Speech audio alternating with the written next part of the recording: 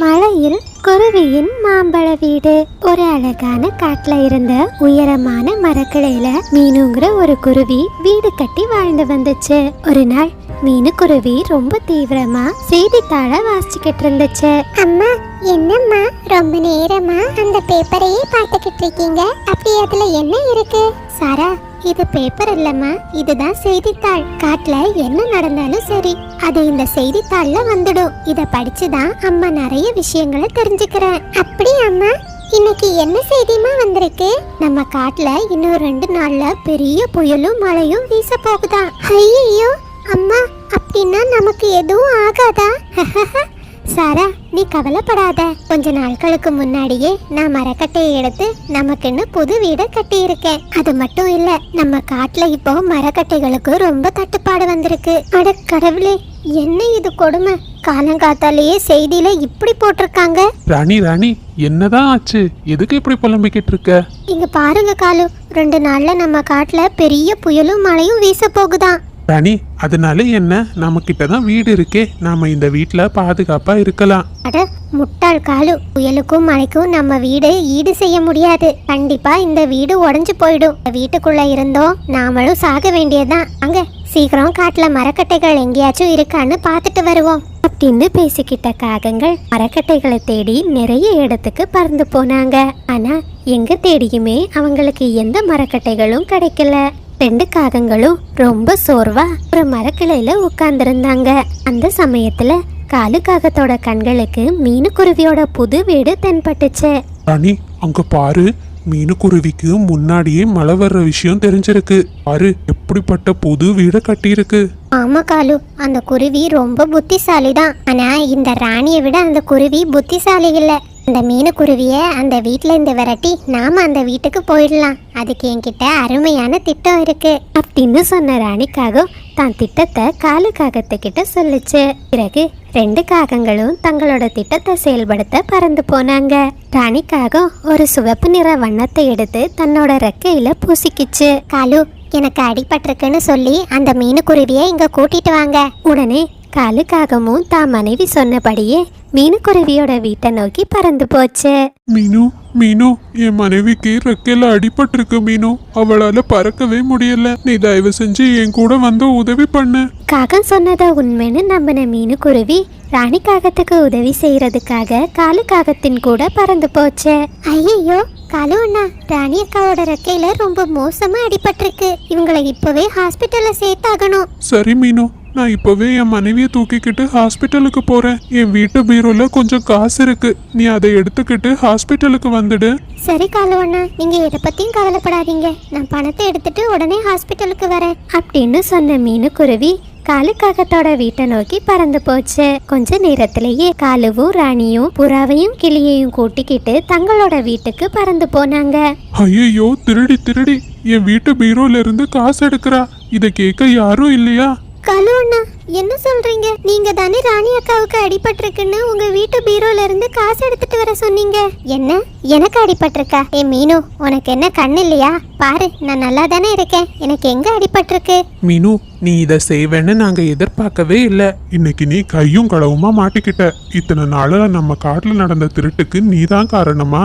ஐயோ, ஏன் எல்லாரும் இப்படி என் மேல வீணா பழி சுமத்துறீங்க? நான் எந்த தப்பும் பண்ணல. ஹே மீனு, உன்னை இப்படியே போலீஸ்ல புடிச்சு கொடுத்தா உனக்கு எத்தனை வருஷம் தண்டனை தெரியுமா? உன் பொண்ணு சாரா அனாதையா தான் நிக்கணும். உனக்கு ஒரே ஒரு வாய்ப்பு தரேன். இந்த காட்டுல இருந்து வேற எங்கேயாச்சும் பறந்து போயிடு. அதை மீறி நீ இந்த காட்டுல இருந்த உன்னை போலீஸ் கிட்ட நிச்சயம் நான் பிடிச்சு கொடுத்துருவேன். இல்ல வேண்டாம், தயவு செஞ்சு என் பொண்ணு அனாதை ஆக்கிடாதீங்க. நான் இந்த காட்டை விட்டு பறந்து போயிடுறேன் அப்படின்னு சொன்ன மீனுக்குருவி வேற வழி இல்லாம தன்னோட வீட்டை விட்டுட்டு வேற காட்டுக்கு பறந்து போச்சு. ஹே மரமே, உனக்கு நான் 1 வருஷமா தண்ணீர் ஊற்றிருக்கேன். ஆனா நீ எனக்கு இன்னும் எந்த ஒரு மாம்பழங்களையும் தரல. இதுக்கு மேல உன்னை தண்ணீர் ஊற்றி வளர்க்கறது வேஸ்ட். இன்னையோட நீ எரிஞ்சு சாம்பல் ஆயிடு அப்படின்னு சொன்ன ராமு அந்த மரத்துக்கு தீ வச்சுட்டு அங்கிருந்து கிளம்பிட்டாரு. அந்த நேரத்துல மீனுக்குருவி அந்த பக்கமா வந்துச்சு. ஐயோ, இந்த மரம் எரிஞ்சுக்கிட்டு இருக்கு. எப்படியாச்சும் இந்த மரத்தை காப்பாத்தி ஆகணும் அப்படின்னு சொன்ன மீனுக்குருவி அந்த பானையில இருந்த தண்ணீரை எடுத்து மரத்து மேல ஊத்துச்சு. உடனே நெருப்பும் அணைஞ்சு போச்சு. அம்மா, நான் ரொம்ப தூரம் பறந்து ரொம்ப களைப்பா இருக்கேம்மா. இதுக்கு மேல என்னால பறக்க முடியாது. சரி சாரா, நமக்கு இந்த இடத்துலயே வாழைப்பழமும் ப்ளூபெர்ரி பழமும் இருக்கு. நாம இதை சாப்பிட்டுட்டு இங்கே ஓய்வெடுக்கலாம். அப்படியே ராத்திரி நேரம் ஆச்சு. மீனுக்குருவி பக்கத்துல இருந்த வாழைப்பழத்தை சாப்பிட்டுட்டு தான் பொண்ணு சாரா கூட அந்த மாமரத்தோட அடிவாரத்திலேயே படுத்து தூங்கிடுச்சு. திடீர்னு காட்டுல பலமா மழை பெய்ய ஆரம்பிச்சது. மழைத்துளிகள் அந்த மாமரத்து மேல பட்டதுமே அந்த மாமரம் மாப்பழங்களை கொடுக்க ஆரம்பிச்சிடுச்சு. குருவி குருவி எழுந்துடு. என்ன மாமரமே, நீங்களா பேசுனது? உங்களால எப்படி பேச முடிஞ்சது? பயப்படாத குருவி, நான் ஒரு மந்திர மரம், என்னால பேச முடியும். மந்திர மரமே, உங்களுக்கு மந்திர சக்தி இருக்குன்னா அந்த மனுஷன் உங்களுக்கு தீ வச்ச நேரம் நீங்க அதை தடுத்திருக்கலாமே. நல்ல கேள்வி கேட்ட குழந்தை. மழை பெஞ்சாதான் எனக்கு சக்தி வரும். ஒரு வருஷமா இந்த காட்டுல மழை இல்ல, அதனால என் சக்தி எல்லாம் போயிடுச்சு. அதனாலதான் என்னால பழங்களை கொடுக்க முடியல. சொல்லு குருவி, நீ என் உயிரையே காப்பாத்திருக்க. உனக்கு என்ன வேணும்? மாமரமே, இந்த காட்டுல எங்களுக்கு உணவுக்கு பஞ்சமே இல்ல. ஆனா எங்களுக்கு இருக்கதான் ஒரு வீடு இல்ல. நீங்க எங்களுக்கு ஒரு வீடு தருவீங்களா? தாராளமா குருவி, நீ இருக்கிறதுக்கு நான் அழகான வீடை தரேன் அப்படின்னு சொன்ன மாமரம் தன்னோட சக்தியால மீனுக்குருவிக்கு ஒரு அழகான மாம்பழ வீடை கொடுத்துச்சு. அந்த வீடு முழுவதும் மாம்பழங்களாலேயே நிறைஞ்சு இருந்துச்சு. மீனுக்குருவியும் சாராவும் ரொம்ப சந்தோஷமா அந்த மாம்பழ வீட்டுக்குள்ள பாதுகாப்பா வாழ ஆரம்பிச்சாங்க. அதே சமயத்துல மீனுக்குருவியை விரட்டின காகங்கள் ரொம்ப சந்தோஷமா மீனுவோட வீட்டுல வந்து வாழ ஆரம்பிச்சாங்க. இப்படியே சில மாதங்கள் கடந்து போச்சு. மீனுக்குருவியோட காட்டுல தொடர்ந்து புயலும் மழையும் பெஞ்சுக்கிட்டு இருந்தனால கிளியோட வீடும் புறாவோட வீடும் உடைஞ்சு போச்சு. இதனால கிளியும் புறாவும் தங்களோட மனைவியை கூட்டிக்கிட்டு காகத்தோட வீட்டுக்கு வந்தாங்க. எதுக்காக எல்லாரும் இப்ப என்னோட வீட்டுக்கு வந்திருக்கீங்க? காலு, எங்க வீடு எல்லாம் மழையில உடைஞ்சு போயிடுச்சு. எங்களுக்கு இப்போ வீடு இல்ல. புதுசா வீடு கட்டலான்னாலும் நம்ம காட்டுல இப்போ மரக்கட்டைகளே இல்ல. அதனால உங்க வீட்டுல இருக்கலான்னு நாங்க எல்லாரும் வந்திருக்கோம். என்னது, எங்க வீட்டுல இருக்க போறீங்களா? எங்க வீட்டுல இடம் ஒன்றும் இல்ல. எல்லாரும் இங்கிருந்து போங்க. காலு, ராணி, இந்த வீடு மீனுவோட வீடு. நீங்க எங்களுக்கு காசு கொடுத்து மீனுக்குருவிய திருடின்னு பொய் சொல்ல சொன்னதை நாங்க போலீஸ் கிட்ட சொல்லிடுவோம். ஐயோ, அதுக்காக என் போலீஸ் வரைக்கும் போகணும்? வேண்டாம், எல்லாரும் வாங்க, என்னோட வீட்டுக்குள்ளேயே இருந்துக்கோங்க அப்படின்னு சொன்ன காகங்கள் வேறு வழி இல்லாம எல்லா பறவைகளையும் தங்களோட வீட்டுக்கு அனுமதிச்சாங்க. ஆனா பறவைகளோட எடைய தாங்க முடியாத வீடு காட்டுல அங்கேயும் இங்கேயும் ஆட ஆரம்பிச்சது. கொஞ்ச நேரத்திலேயே அந்த வீடு கீழே விழுந்து உடைஞ்சு போயிடுச்சு. ஐயோ, இதுக்குதான் நான் அப்பவே சொன்னேன். பாருங்க, இப்போ நம்ம யாருக்குமே வீடு இல்ல. காலு, நம்ம எல்லாருக்கும் இனிமே இந்த காட்டை விட்டு போறது தவிர வேற வழியே இல்ல. வாங்க, நம்ம வேற காட்டுக்கு போயிடுவோம். இன்னும் சொன்ன எல்லா பறவைகளும் அந்த காட்டை விட்டுட்டு வேற காட்டை நோக்கி பறந்து போனாங்க. அப்படி வந்த பறவைகள் பக்கத்து காட்டுல மீனுக்குருவியோட மாம்பழ வீட்டை பார்த்து ரொம்ப ஆச்சரியப்பட்டாங்க. மீனு, இது உன்னோட வீடா? எங்களை மன்னிச்சிடு மீனு. உனக்கு செய்த துரோகத்துக்கு எங்க எல்லாருக்கும் சரியான பாடம் கிடைச்சிடுச்சு. ஆமா மீனு, நீ எங்களை மன்னிச்சிடு. காலு பேச்ச கேட்டு நாங்க எல்லாரும் சேர்ந்து உன் மேல வீண் பழிய சுமத்திட்டோம். இப்பவாச்சும் நீங்க எல்லாரும் நடந்த தப்ப உணர்ந்தீங்களே, அது வரைக்கும் எனக்கு சந்தோஷம். நீங்க தாராளமா இந்த காட்டுல வாழலாம். இந்த காட்டுல நிறைய பழங்களும் மரக்கட்டைகளும் இருக்கு. உங்களுக்குன்னு ஒரு தனி வீட கட்டிக்கோங்க. இனிமே எந்த சமயத்திலையும் யார் மேலேயும் வீண் பழிய போடாதீங்க. காட்டில் கோடைக்காலம். ஒரு சமயம் நாம்பூர் காட்டுல வெயில் காலம் ஆரம்பிச்சது. அந்த வருஷம் வெப்பம் இயல்பை விட ரொம்ப அதிகமாகவே இருந்துச்சு. அந்த காட்டுல இருந்த பறவைகள் எல்லாம் வெப்பத்தை சமாளிக்கிறதுக்காக தங்களோட வீட்டுல கூலரும் ஃப்ரிட்ஜும் வாங்கி வச்சாங்க. அந்த காட்டுல மீனுங்கிற ஒரு ஏழை குருவி வாழ்ந்து வந்துச்சு. அந்த குருவி ரொம்ப ஏழையா இருக்கிறதுனால அதனால கூலரும் ஃப்ரிட்ஜும் வாங்க முடியல. காட்டுல அதிகமான வெப்பம் இருந்ததுனால நதி நீரும் ரொம்ப சூடா இருந்துச்சு. ஒரு நாள் வெளியே விளையாட போன மீனுவோட 2 குழந்தைங்களும் வேகமா தங்களோட வீட்டுக்கு பறந்து வந்தாங்க. அம்மா, வெளியே ரொம்ப சூடா இருக்குமா? எனக்கு ரொம்ப தாகமா இருக்கு. குடிக்க தண்ணி தாங்கம்மா. தாராளமா தரேன் குக்கு. இப்பதான் நான் நதிக்கரைக்கு போய் தண்ணீர் எடுத்துட்டு வந்தேன் அப்படின்னு சொன்ன மீனுக்குருவி தான் பையன் குக்குவுக்கு தண்ணீரை குடிக்க கொடுத்தது. குக்குவும் ரொம்ப வேகமா அந்த தண்ணீரை குடிச்சா. அம்மா, இந்த தண்ணீர் ரொம்ப சூடா இருக்குமா? எனக்கு தாகமே தீரல. ஆமா குக்கு, இப்ப ஆட்டு நீரும் ரொம்ப சூடா தான் இருக்கு. என்ன பண்றது, கோடை காலம் முழுவதும் இப்படிதான் இருக்கும். அம்மா, எனக்கு சூடான தண்ணி வேண்டாம்மா. எனக்கு குளிர்ந்த தண்ணி வேணுமா? அப்பதான் என்னோட தாகம் தீரும். நம்ம பக்கத்து வீட்டு காலு உங்களோட வீட்டுல ஃப்ரிட்ஜ் இருக்கு, அவர்கிட்ட போய் குளிர்ந்த தண்ணீரை கேட்டு பாக்குறேன் அப்படின்னு சொன்ன மீனுக்குருவி காலுக்காகத்தோட வீட்டை நோக்கி பறந்து போச்சு. இந்த நேரத்துல காலுக்காகவும் அதனோட மனைவி ராணிக்காகவும் ரொம்ப நிம்மதியா தங்களோட வீட்டுல ஃபேன் போட்டு உட்கார்ந்துருந்தாங்க. ராணி அக்கா, வெளியே எவ்வளவு சூடா இருக்கு தெரியுமா? ஆனா உங்க வீட்டுக்குள்ள வந்தா எந்த வெப்பமும் தெரியல, ரொம்ப குளிர்ச்சியா இருக்கு. ஆமா மீனு, அதுக்கு காரணம் இந்த ஃபேன் தான். பாத்தியா காத்து எவ்வளவு ஜில்லுன்னு வருதுன்னு. கோடைக்காலம் ஃபுல்லா இந்த ஃபேன்ல தான் நாங்க இருப்போம், அதனால எங்களுக்கு எந்த சூடும் தெரியாது. ராணி அக்கா, உங்களுக்கே என்னோட நிலைமை நல்லா தெரியும். என் வீட்டுல ஃபேனும் இல்ல, ஃப்ரிட்ஜும் இல்ல. தயவு செஞ்சு உங்க வீட்டுல இருந்து கொஞ்சம் குளிர்ந்த நீரை குடிக்க தரீங்களா? மீனு, அதனால என்ன, தாராளமா எடுத்துக்கோ. மகனே ராஜு, ஃப்ரிட்ஜ்ல இருந்து 2 பாட்டில் தண்ணியை எடுத்து மீனு ஆன்ட்டிக்கு கொடு. உடனே ராஜுவும் தான் வீட்டு ஃப்ரிட்ஜ்ல இருந்து 2 பாட்டில் தண்ணீரை எடுத்து மீனுக்குருவி கிட்ட கொடுத்துச்சு. ஹலோ அண்ணா, உங்களுக்கு ரொம்ப ரொம்ப நன்றி. நான் சீக்கிரம் இந்த தண்ணீரை என் குழந்தைங்களுக்கு கொடுத்துட்டு பாட்டில திருப்பி கொண்டு வரேன் அப்படின்னு சொன்ன மீனுக்குருவி அந்த 2 பாட்டில் தண்ணீரையும் எடுத்துக்கிட்டு தன்னோட வீட்டுக்கு பறந்து போச்சு. மீனுவோட 2 குழந்தைங்களும் அந்த 2 பாட்டில இருந்த தண்ணீர் முழுவதையும் குடிச்சு முடிச்சாங்க. ஆகா அம்மா, இப்பதான் என்னோட தொண்டை குளிர்ச்சியா இருக்கு, என்னோட தாகமும் தீர்ந்துச்சு. அப்படியே ராத்திரி நேரம் ஆச்சு. மீனுக்குருவியோட 2 குழந்தைங்களும் தூக்கம் வராம ரொம்ப கஷ்டப்பட்டாங்க.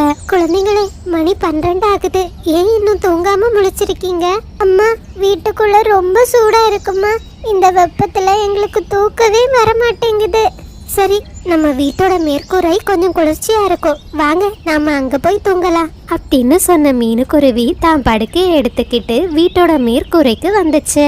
அம்மா, இங்க ரொம்ப குளிர்ச்சியா தான் இருக்கு, ஆனா நிறைய கொசு இருக்கேம்மா. இந்த கொசு கடியில எப்படிம்மா தூங்குறது? ஆமாம்மா, கொசு எல்லாம் கடிச்சுக்கிட்டே இருக்குமா, எப்படிம்மா தூங்க முடியும்?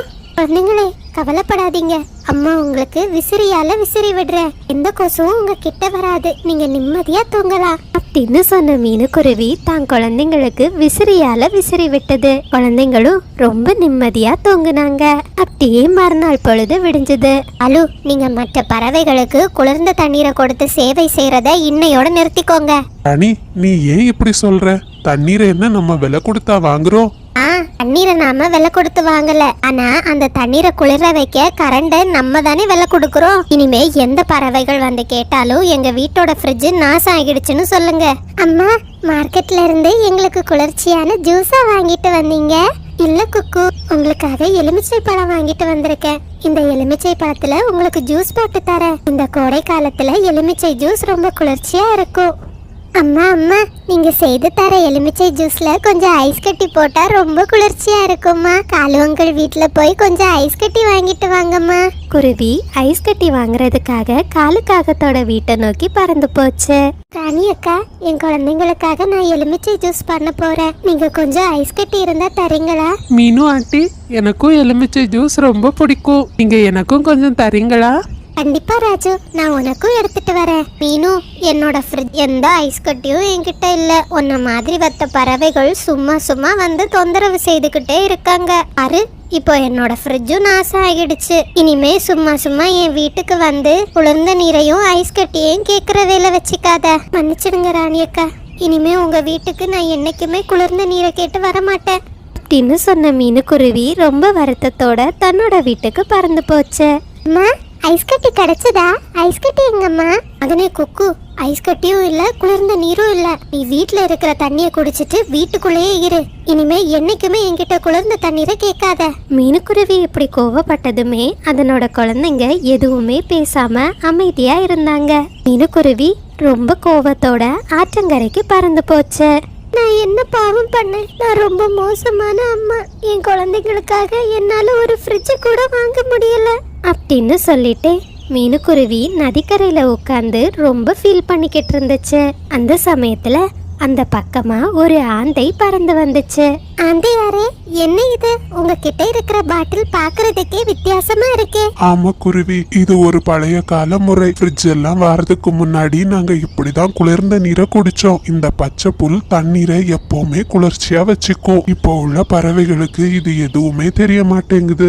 இத கேட்டதுமே மீனுக்குருவியோட மனசுல ஒரு யோசனை வந்துச்சு. அது சில மரக்கட்டைகளையும் நிறைய பொருட்களையும் எடுத்துக்கிட்டு தன்னோட வீட்டுக்கு பறந்து போச்சு. பிறகு அந்த பசுமையான புல்லையும் மரக்குச்சியும் வச்சு மீனுக்குருவி ஒரு அழகான ஃப்ரிட்ஜை தயார் பண்ணுச்சு. அம்மா, நிஜமாவே இந்த ஃப்ரிட்ஜ்ல இருந்து குளிர்ந்த நீர் வருமா? ஆமா குக்கு, அம்மா பாட்டில்ல தண்ணீர் எடுத்து இந்த ஃப்ரிட்ஜுக்குள்ள வச்சிருக்கேன். கொஞ்ச நேரம் கழிச்சு அந்த தண்ணீரை எடுத்து குடிச்சு பார்க்கலாம். பிறகு கொஞ்ச நேரம் கழிஞ்சதுமே மீனுக்குருவி அதுல இருந்து ஒரு பாட்டிலை எடுத்து தான் குழந்தை குக்குவுக்கு குடிக்க கொடுத்துச்சு. குழந்தை குக்குவும் அந்த பாட்டில்ல இருந்த தண்ணீரை குடிச்சான். அம்மா, நிஜமாகவே இந்த தண்ணீர் ரொம்ப குளிர்ச்சியா இருக்குமா? காலு, இப்போ இந்த ஃப்ரிட்ஜ்ல வைக்கிற தண்ணீர் குளிர்ச்சியாகவே மாற மாட்டேங்குது. என்ன பிரச்சனைன்னு தெரியல. சரி ராணி, நான் இப்போவே ஃப்ரிட்ஜ் மெக்கானிக்க கூட்டிட்டு வரேன் அப்படின்னு சொன்ன காலுக்காகவும் ஃப்ரிட்ஜ் மெக்கானிக்க கூட்டிட்டு வந்துச்சு. இந்த ஃப்ரிட்ஜில் இருக்கிற கூலரும் ஃப்ரீசரும் ரொம்ப மோசமா டேமேஜ் ஆகியிருக்கு. இதை சரி செய்ய எப்படியும் 6000 ரூபாய் ஆகும். 6000 ரூபாய் ஆகுமா? மெக்கானிக், எங்க கிட்ட இப்போ அவ்வளோ காசு இல்ல. நீங்க இப்போ ஃப்ரிட்ஜை மட்டும் சரி செய்து தாங்க, நாங்க காசை பின்னாடி தரோம். அதெல்லாம் முடியாது. நான் யாருக்கும் கடனுக்கு வேலை செய்யறதில்ல. காசை ரெடி பண்ணிட்டு என்ன கூப்பிடுங்க, நான் ஃப்ரிட்ஜை சரி செய்து தரேன் அப்படின்னு சொன்ன ஃப்ரிட்ஜ் மெக்கானிக் அங்கிருந்து பறந்து போயிட்டாரு. காலு, இப்போ நாம என்ன பண்றது? தண்ணீர் ரொம்ப சூடா இருக்கு, என்னோட தாகமே தீர மாட்டேங்குது. ராணி, இதே மாதிரி தானே மற்ற பறவைகள் கஷ்டப்படும். நீ அப்பாவி குருவிய பொய் சொல்லி விரட்டுன பாரு, இப்ப அந்த பொய்யே நிஜமாகிடுச்சு. ஆமா காலு, இப்பதான் அந்த குருவியோட கஷ்டம் எனக்கு தெரியுது. எப்படிதான் இந்த கோடை காலத்தை நான் சமாளிக்க போறேனோ. குழந்தைகளே, நம்மளால முடிஞ்ச சின்ன சின்ன உதவிகளை அடுத்தவங்களுக்கு செய்யறதுல தயங்கவே கூடாது. அந்த சின்ன உதவி நமக்கு நிச்சயமா பெரிய பலனை கொண்டு வந்து சேர்க்கும். நாக தேவதையின் குழந்தை. ஒரு அழகான காட்டோட நடுவுல மீனு கோமல்னு 2 ஜோடி குருவிகள் வாழ்ந்து வந்தாங்க. ஒரு நாள் அந்த காட்டுல ரொம்பவே பலமா கனமழை பெய்தது. அந்த மழையில ரொம்ப அதிகமா காற்று வீசினதுனால அந்த குருவிகளோட வீடு ரொம்ப மோசமான நிலையில பாதிக்கப்பட்டிருந்துச்சு.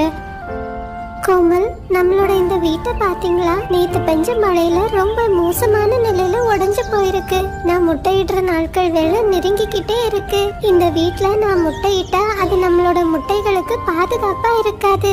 ஆமா மீனு, நீ சொல்றதும் ரொம்ப சரி. நீ கவலைப்படாத, நாம வேற ஏதாவது ஒரு நல்ல மரத்தை பார்த்து நம்மளோட வீட்டை கட்டிக்கலாம். என் கூட வா, உனக்கு பிடிச்ச இடமா நாம தேடுவோம் அப்படின்னு சொல்லிக்கிட்டே 2 ஜோடி குருவிகளும் அங்கிருந்து பறந்து தான் வீடு அமைக்கிறதுக்கு ஏற்ற இடத்தை தேடினாங்க. மீனு, இந்த தென்னை மரம் அழகா இருக்குல்ல? இந்த தென்னை மரத்து மேல நம்மளோட புது வீடை கட்டுனா நம்ம வீடும் பாதுகாப்பா இருக்கும், நம்மளோட முட்டைகளும் பாதுகாப்பா இருக்கும். ஆமா கோமல், சரியா சொன்னீங்க. எனக்கும் இந்த மரம் ரொம்ப பிடிச்சிருக்கு. நாம இப்பவே நம்ம வீடு கட்டுற வேலையை தொடங்கலாம். சரி மீனு, நான் காட்டுல இருந்து உறுதியான குச்சிகளை எடுத்துக்கிட்டு வரேன் அப்படின்னு பேசிக்கிட்டே 2 குருவிகளும் ரொம்ப வேகமா அவங்க வீடு கட்டுற வேலைய பண்ணிக்கிட்டு இருந்தாங்க. மீனுக்குருவி வீடு கட்டுற சத்தம் அந்த குகைக்குள்ள இருந்த நாக தேவதைக்கு கேட்டுச்சு. அவங்க அந்த குகையில இருந்து வெளியே வந்து மீனுக்குருவிய பார்த்தாங்க. இந்த குருவிகளுக்கு என்னோட இடத்துல வீடு கட்டுற தைரியத்தை யார் கொடுத்தாங்க? என் இடத்துல வீடு கட்டினா என்ன நிலைமை ஆகும்னு இந்த 2 குருவிகளுக்கும் ரொம்ப சீக்கிரமா நான் காட்டி கொடுக்கறேன் அப்படின்னு நாக தேவதை ரொம்ப கோபமா சொன்னாங்க. கொஞ்ச நேரத்திலேயே காட்டுல ராத்திரி நேரம் வந்துச்சு. 2 குருவிகளும் ரொம்ப கஷ்டப்பட்டு அவங்களோட அழகான வீட்டை ஒரு வழியா கட்டி முடிச்சாங்க. தங்களோட புது வீட்டுல படுத்துக்கிட்டே நிலவை பார்த்து ரொம்ப சந்தோஷமா மீனுக்குருவி இப்படி சொல்லுச்சு. கோமல், ஒரு வழியா நம்மளோட வீட்டை நாம கட்டி முடிச்சிட்டோம். இனிமே எனக்கு எந்த கவலையும் இல்ல. இந்த வீட்ல என்னோட முட்டைகள் ரொம்ப பாதுகாப்பா இருக்கும்னு நம்புறேன். ஆமா மீனு, நீ ரொம்ப சரியா சொன்ன. இனிமே எந்த மழைக்கும் புயலுக்கும் நாம கவலைப்பட வேண்டாம். நாம ரொம்ப உறுதியா நம்மளோட வீட கட்டி இருக்கோம். சரி, இப்போ தூங்கலாம். நாளைக்கு காலையில எழும்பி இறை தேட போகணும் அப்படின்னு பேசிக்கிட்டே 2 குருவிகளும் அவங்களோட வீட்டுல படுத்து தூங்குனாங்க. அப்படியே மறுநாள் காலையிலயும் வந்துச்சு.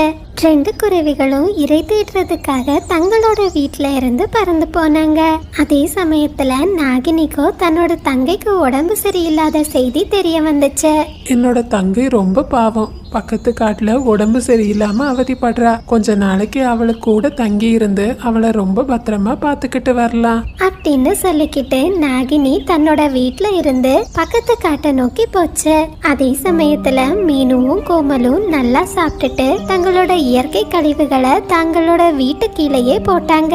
இதனால அந்த இடம் முழுவதும் ரொம்ப அசுத்தமாக மாறிடுச்சு. 2 நாட்கள் கழிச்சு பக்கத்து காட்டுல இருந்து திரும்பி வந்த நாகினி தன்னோட இடத்தை பார்த்து ரொம்ப கோவப்பட்டுச்சு. சீச்சி சீச்சி, இந்த இடம் முழுவதும் எவ்வளோ அசிங்கமா இந்த குருவிங்க மாத்தி வச்சிருக்கு. நான் கொஞ்ச நாட்கள் என் வீட்ல இல்ல, அதுக்குள்ள என் இடத்தை இவ்வளோ மோசமா ஆக்கிடுச்சுங்க. இனிமே இந்த குருவிகளை இங்க இருக்கவே விடக்கூடாது அப்படின்னு நாகினி பேசிக்கிட்டு இருந்த சமயம் கோமல் மீனு குருவி கிட்ட இப்படி சொல்லுச்சு. இன்னைக்கு ரொம்ப நேரமாகிடுச்சு, வா நாம உணவு தேட போகலாம் அப்படின்னு பேசிக்கிட்டே 2 குருவிகளும் உணவு தேடுறதுக்காக அங்கிருந்து பறந்து போனாங்க. இத பார்த்து நாகினி இப்படி சொல்லுச்சு. இதுதான் சரியான நேரம். இந்த குருவிகள் வாரதுக்குள்ள இதனோட வீடை நான் 2 துண்டா உடைச்சிடுறேன் அப்படின்னு சொல்லிக்கிட்டு நாகினி ரொம்ப கோபமா அந்த மலை மேலே ஏறி தன்னோட வாளால மீனு குருவியோட வீடை கீழே தள்ளி போட்டுச்சு. அதே சமயத்துல ரொம்ப பசியா இருந்த 2 குருவிகளும் ஒரு ஆப்பிள் மரத்து மேல உட்கார்ந்து ரொம்ப சந்தோஷமா ஆப்பிள் பழங்களை சாப்பிட்டாங்க. அந்த நேரம் அந்த இடத்துக்கு ரொம்ப பசியான ஒரு எலி நடந்து வந்துச்சு. பறவைகளே, நான் ரொம்ப தூரம் பயணம் செஞ்சு இந்த இடத்துக்கு வந்திருக்கேன். பயண நேரத்துல எனக்கு சாப்பிடுறதுக்கு எங்கேயும் உணவு கிடைக்கல. நீங்க தயவு செஞ்சு அந்த மரத்துல இருந்து ஒரு 2 பழங்களை பறிச்சு கீழே போடுறீங்களா? அப்படி போட்டீங்கன்னா என்னோட பசியை நான் தீர்த்துருவேன். எலியாரே, நீங்க கவலைப்படாதீங்க, நாங்க நிச்சயமா உங்களுக்கு பழங்களை தரோம் அப்படின்னு சொன்ன 2 குருவிகளும் ஆப்பிள் மரத்துல இருந்து ஆப்பிள் பழங்களை பறிச்சு போட்டாங்க. ரொம்ப பசியா இருந்த எலியாரோ ரொம்ப சந்தோஷமா அந்த ஆப்பிள் பழங்களை சாப்பிட்டுச்சு. உங்க 2 பேருக்கும் ரொம்ப நன்றி. நான் இனிமே இந்த ஆப்பிள் மரத்தோட பக்கத்துல தான் என்னோட வீட்டை அமைச்சுக்க போறேன். உங்க 2 பேருக்கும் எப்போ எந்த உதவி வேண்டும் என்றாலும் என்ன கூப்பிடுங்க. என்னால முடிஞ்ச உதவிகளை நான் நிச்சயமா உங்களுக்கு செய்றேன். ரொம்ப சந்தோஷம் எலியாரே, உங்களோட பசி தீர்ந்ததுல எனக்கும் சந்தோஷம். நாங்க பக்கத்துல இருக்கிற தென்னை மரத்துல தான் வாழ்ந்து வரோம். நாம அடிக்கடி இனிமே சந்திச்சுக்கலாம். சரி, நான் இப்போ இங்கிருந்து கிளம்புறேன் அப்படின்னு சொல்லிக்கிட்டு எலியாரோ அங்கிருந்து பக்கத்துல இருந்த புதருக்குள்ள போனாரு. வீட்டுக்கு திரும்பி வந்த பறவைகள் தங்களோட வீடு துண்டு துண்டா உடைஞ்சிருப்பதை பார்த்து ரொம்ப அதிர்ச்சி ஆகிட்டாங்க. கோமல், என்ன இது? நாம நம்மளோட வீட ரொம்ப உறுதியா தானே கட்டணும். இந்த வேலையை யார் செய்திருப்பா? எனக்கும் தெரியல மீனு. நிச்சயமா காற்றுல நம்மளோட வீடு கீழே விழுந்திருக்காது. இது யாரோ செய்த சதி வேலையா தான் இருக்கும். நடந்தது நடந்துடுச்சு, விடு. நாம மறுபடியும் நம்மளோட வீடை இன்னும் அதிகமா உறுதியா கட்டலாம். பேசிக்கிட்டே 2 குருவிகளும் மறுபடியும் தங்களோட வீட்டை கட்ட ஆரம்பிச்சாங்க. இத பார்த்த நாகினி மறுபடியும் ரொம்ப கோபப்பட்டுச்சு. இந்த குருவிகளுக்கு எவ்வளோ திமிரு. நான் வீடை கீழே தள்ளி விட்ட அப்புறமும் மறுபடியும் கட்டுறாங்க. இங்க கஷ்டப்பட்டு வீடை கட்டுங்க, அதை கட்டி முடிச்ச பிறகு என் வேலையை நான் காட்டுறேன். இப்படியே 2 நாட்கள் கடந்து போச்சு. மீனுவும் கோமலும் ரொம்ப கஷ்டப்பட்டு தங்களோட வீடை மறுபடியும் ரொம்ப உறுதியா கட்டுனாங்க. கோமல், ஒரு வழியா நம்மளோட வீட்டை நாம கட்டி முடிச்சிட்டோம். 2 நாட்களா நான் சாப்பிடவே இல்லை. சீக்கிரம் வாங்க, நாம ஏதாவது சாப்பிட்டுட்டு வரலாம் அப்படின்னு பேசிக்கிட்டே 2 குருவிகளும் உணவு தேடுறதுக்காக அங்கிருந்து பறந்து போனாங்க. அந்த சமயத்தை பயன்படுத்திக்கிட்ட நாகினி மறுபடியும் அந்த வீட்டை உடைக்கிறதுக்காக அங்க வந்துச்சு. அதிர்ஷ்டவசமா மீனுவும் கோமலும் அந்த சமயத்துல தங்களோட வீட்டுக்கு திரும்பி வந்தாங்க. யார் நீங்க? நாங்க உங்களுக்கு என்ன கெடுதல் செய்தோம்? எதுக்காக எங்களோட வீட்டை இப்படி உடைக்கணும்னு நினைக்கிறீங்க? எதுக்காகவா? இது வரைக்கும் எந்த குருவிகளையும் என்னோட இடத்துல நான் வீடு கட்டுறதுக்கு அனுமதிச்சதே இல்லை. ஆனா நீங்க 2 பேரும் என் அனுமதி இல்லாமலே என் இடத்துல வீடு கட்டுறீங்க. அது மட்டும் இல்லாம என் இடத்த நீங்க ரொம்ப மோசமா நாசம் பண்ணி வச்சிருக்கீங்க. கீழே பாருங்க, எங்க பார்த்தாலும் உங்க எச்சம். நீங்க இங்க இருக்கிறது எனக்கு சுத்தமா பிடிக்கல. நாக தேவதையே, எங்களை மன்னிச்சிருங்க.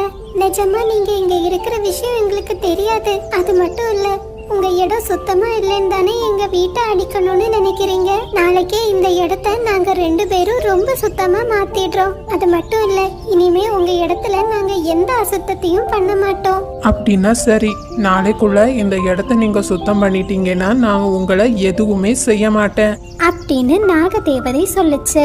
மறுநாள் காலை விடியறதுக்குள்ளாகவே மீனுவும் கோமலும் அந்த இடத்த ரொம்ப சுத்தப்படுத்தினாங்க.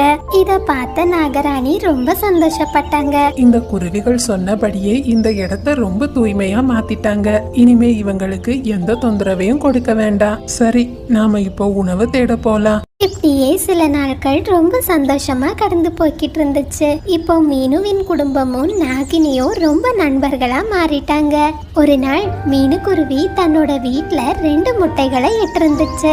இத பார்த்த 2 குருவிகளும் ரொம்ப சந்தோஷப்பட்டாங்க. ஆகா மீனு, இப்ப நம்மளோட வாழ்க்கையில எல்லாமே ரொம்ப நல்ல விஷயங்களா நடக்குது. ஆமா கோமல், நீங்க ரொம்ப சரியா சொன்னீங்க. நாம இன்னைக்கு நம்மளோட வீட்ல இருக்கிறோம்னா அதுக்கு நாகினியும் ஒரு காரணம் தான். வாங்க இந்த விஷயத்த நாம நாகினி கிட்ட சொல்லலாம் அப்படின்னு சொன்ன 2 குருவிகளும் ஒரு இனிப்பு கூடையை எடுத்துக்கிட்டு நாகினிய பாக்குறதுக்காக போனாங்க. நாகினி, நாகினி வெளியே வாங்க, நான் மீனு வந்திருக்கேன். நாகினி. மீனுக்குருவி ரொம்ப நேரம் கூப்பிட்ட அப்புறமும் நாகினி வீட்டுக்குள்ள இருந்து வெளியே வரல. கோமல், என்ன ஆயிடுச்சு? நாகினி இன்னும் வெளியே வரல. எனக்கும் என்னாச்சுன்னு தெரியல மீனு. நேற்றிலிருந்தே நாகினிய நான் பார்க்கல. அவங்களுக்கு ஏதோ ஆபத்துன்னு நினைக்கிறேன். வா, நாம 2 பேரும் போய் நாகினிய தேடி பார்க்கலாம் அப்படின்னு பேசிக்கிட்டு 2 பறவைகளும் நாகினிய தேடி அங்கிருந்து பறந்து போனாங்க. வேடர்கள் விரிச்ச வலையில மாட்டிக்கிட்டு அதுல இருந்து வெளியே வர முடியாம நாகினி ரொம்ப கஷ்டப்பட்டுக்கிட்டு இருந்துச்சு. இத பார்த்த மீனும் கோமலும் ரொம்ப அதிர்ச்சி ஆகிட்டாங்க. கோமல், அங்க பாத்தீங்களா? நாகினியோட உயிருக்கே ஆபத்து வந்திருக்கு. நாம எப்படியாச்சும் நாகினிய காப்பாத்தி ஆகணும். மீனு, நீ கவலைப்படாத. உன்னோட எலி நண்பன் நினைச்சா கண்டிப்பா நாம நாகினிய காப்பாத்தலாம். அப்படின்னா சரி கோமல், வாங்க இப்பவே எலி நண்பன் கிட்ட போலாம் அப்படின்னு பேசிக்கிட்டே 2 குருவிகளும் வேகமா எலியோட வீட்டு பக்கம் வந்தாங்க. எலியாரே, எலியாரே வெளியே வாங்க, எங்களுக்கு இப்ப உங்களோட உதவி தேவை. மீனுக்குருவி இப்படி கூப்பிட்டதுமே எலியாரும் தன்னோட வீட்ல இருந்து வெளியே வந்தாரு. மீனுக்குருவியோட வேண்டுகோளை ஏற்றுக்கிட்டு எலியாரும் அந்த வலைய தன்னோட பற்களால கடிச்சு நாகினிய அங்கிருந்து விடுதலை பண்ணாரு. நாகினியும் மீனுக்குருவி கூட ரொம்ப சந்தோஷமா தன்னோட வீட்டுக்கு வந்துச்சு. மீனு, உனக்கு ரொம்ப நன்றி. நீங்க 2 பேரும் இல்லைன்னா இன்னைக்கு அந்த வேட்டைக்காரங்க கண்டிப்பா என்ன பிடிச்சிருப்பாங்க. நாகினி, நன்றி எல்லாம் எதுக்கு? உங்களை காப்பாத்தினதுல எங்களுக்கும் ரொம்ப சந்தோஷம். இங்க பாத்தீங்களா, என்னோட வீட்ல நான் 2 முட்டைகளை இட்டிருக்கேன். இந்த சந்தோஷமான விஷயத்த உங்ககிட்ட சொல்லலாம்னு வரும்போதுதான் எங்க வீட்ல இல்லாத விஷயம் எங்களுக்கு தெரிஞ்சது. அப்படியா? ரொம்ப சந்தோஷம். என்னோட உயிரை காப்பாத்தின இந்த முட்டைகளுக்கு என்னோட நாகமணியையே நான் பரிசா தரேன். மீனு, தயவு செஞ்சு என்னோட பரிசை ஏத்துக்கோ அப்படின்னு சொல்லிக்கிட்டு நாகதேவதை அந்த நாகமணிய மீனுக்குருவி கிட்ட கொடுத்தாங்க.